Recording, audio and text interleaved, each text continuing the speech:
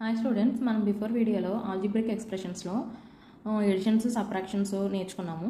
ఇప్పుడు మల్టిప్లికేషన్స్ నేర్చుకుందాం ఈ వీడియోలో. అదే ఆల్జీబ్రిక్ ఎక్స్ప్రెషన్లో 7th క్లాస్ వరకు అయితే ఎక్స్ప్రెషన్స్ కింద చెప్తారు. అయితే మీకు ముందు వీడియోలో చెప్పాను, ఆల్జీబ్రిక్ ఎక్స్ప్రెషన్స్లో ఎడిషన్స్ సబ్ట్రాక్షన్స్ పెద్దగా ఉన్నప్పుడు దాన్ని పాలినామియల్స్ కింద యూజ్ చేస్తారు. 8th క్లాస్లో ఇది ఇంట్రడ్యూస్ అయ్యింది. అలాగే మల్టిప్లికేషన్స్ ఆఫ్ పాలినామియల్స్ గురించి ఈ వీడియోలో చూద్దాము.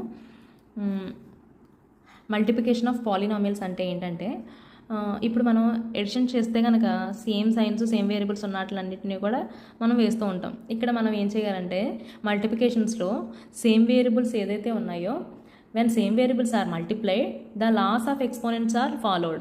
మనం ఇప్పుడు మల్టిప్లికేషన్స్లో ఖచ్చితంగా ఆల్జీబ్రిక్ ఎక్స్ప్రెషన్స్లో మల్టిప్లికేషన్ చేసేటప్పుడు సేమ్ వేరియబుల్స్ అన్నీ కూడా ఏమవుతాయంటే లాస్ ఆఫ్ ఎక్స్పోనెంట్స్ని ఫాలో అవుతాయి. మీకు ఆల్రెడీ చెప్పాను 7 లాస్ ఆఫ్ ఎక్స్పోనెంట్స్ గుర్తున్నాయా, అవి ఫాలో అవుతాం. అలాగే same signs multiply to give positive and different sign multiply with negative value.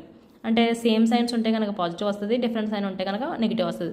మీకు ఇది డీటెయిల్గా అర్థం అవ్వాలంటే ఒక ఎగ్జాంపుల్ చెప్తాను, చూడండి ఒకసారి. ఇక్కడ 10 a² b into b³ a ఇలాగిచ్చాడు.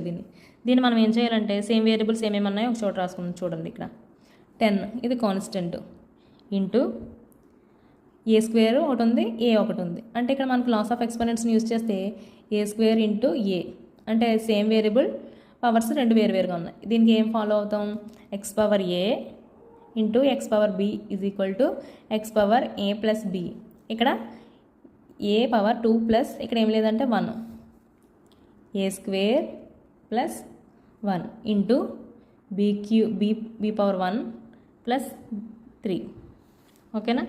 దీన్ని చూస్తే కనుక 10 ఇంటూ a³ ఇంటూ b³ మీకు అర్థమైందా, b+b⁴.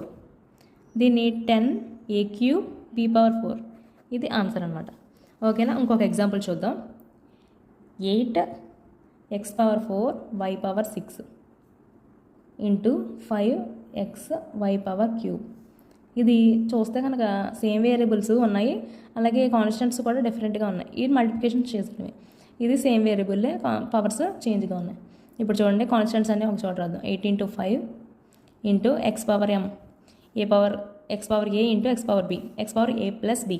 ఇక్కడ x⁴4 ప్లస్ ఇక్కడ 1 into y⁴6 plus 1 8 5 = 40 into x⁴5 into y⁴, ఇక్కడ క్యూబ్ కదా 3, 6 + 3 9 40x⁴